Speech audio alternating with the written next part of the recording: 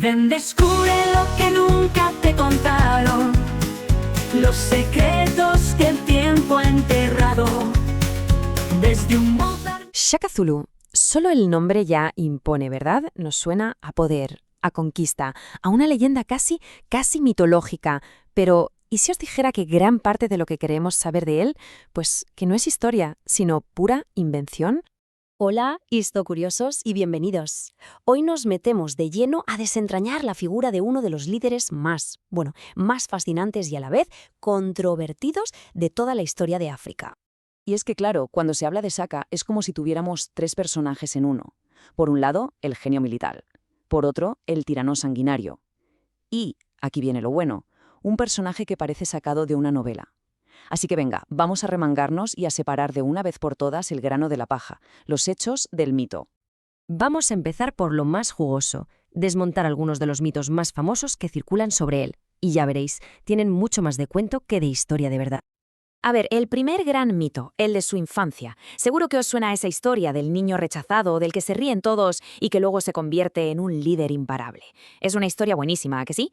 Pues tiene un pequeño problema. Y es que es básicamente inventada. Esta historia del joven Shaka humillado no aparece por ningún lado en los registros de su tiempo. ¿De dónde sale entonces? Pues casi toda de una novela histórica escrita más de 100 años después por un tal E.A. Ritter. Y ojo que con su arma más famosa, la lanza corta Iklua, pasa algo muy parecido. La leyenda dice que fue su gran invento, pero la realidad es un poco más compleja. Las lanzas cortas como tal ya existían. El verdadero golpe de genio de Shaka no fue inventarla, sino, digamos, sistematizarla. La convirtió en el arma oficial de todo su ejército y, lo más importante, desarrolló tácticas específicas y entrenó a sus guerreros hasta la extenuación para que la usaran de una forma letal. De hecho, hay una frase del historiador Dan Wiley que lo clava. Sabemos asombrosamente poco con certeza sobre Shaka como persona. Es que es así. Gran parte de lo que creemos que es su biografía se sostiene con pinzas. Por eso es tan importante que separemos al hombre real del personaje de novela.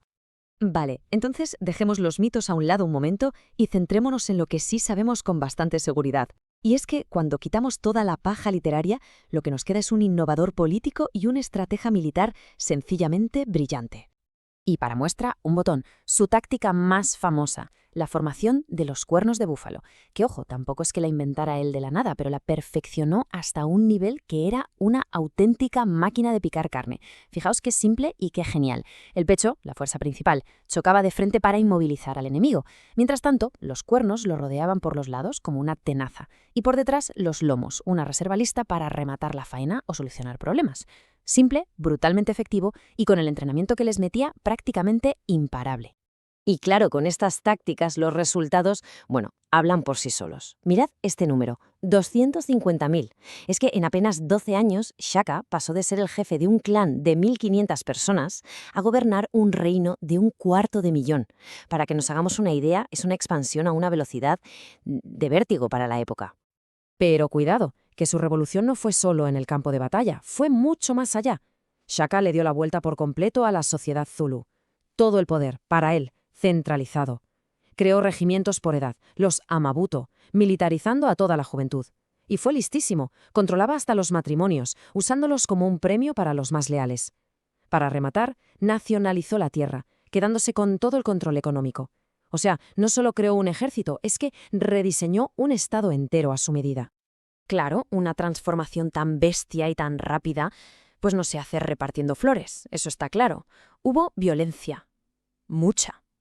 Pero aquí es donde la cosa se pone interesante de verdad, porque una cosa es lo que ocurrió y otra, muy diferente, es quien nos ha contado la historia. Y que quede claro desde ya, el reinado de Shaka fue brutal. No vamos a suavizarlo. Hubo ejecuciones, hubo clanes sometidos a la fuerza. Eso es un hecho. No se trate de convertirlo en un santo. Pero la pregunta del millón es, ¿quién escribió los relatos más sangrientos sobre él? ¿Y por qué? Y aquí la pista nos lleva directos a los primeros comerciantes británicos que aparecieron por allí.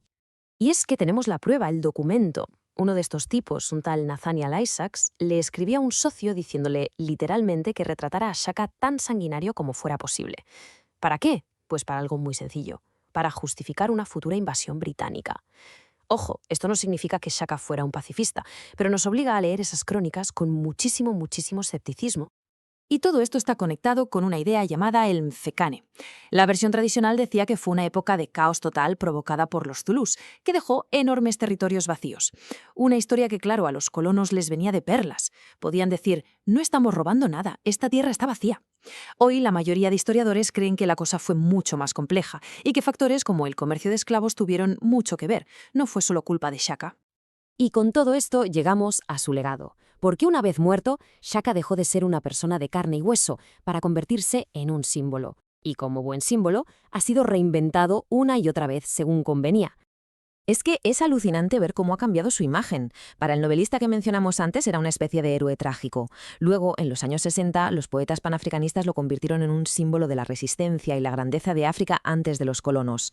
Durante el apartheid en Sudáfrica se usó su violencia para justificar el régimen, como diciendo, veis, necesitaban que viniéramos a civilizarlos. Y hoy, en el mundo académico, pues sigue siendo un lío, una figura complejísima, llena de grises, cuya historia sigue debatiéndose. Así que al final, la conclusión es bastante clara. No existe un único y verdadero Shaka Zulu. La figura que ha llegado hasta nosotros es más bien un espejo.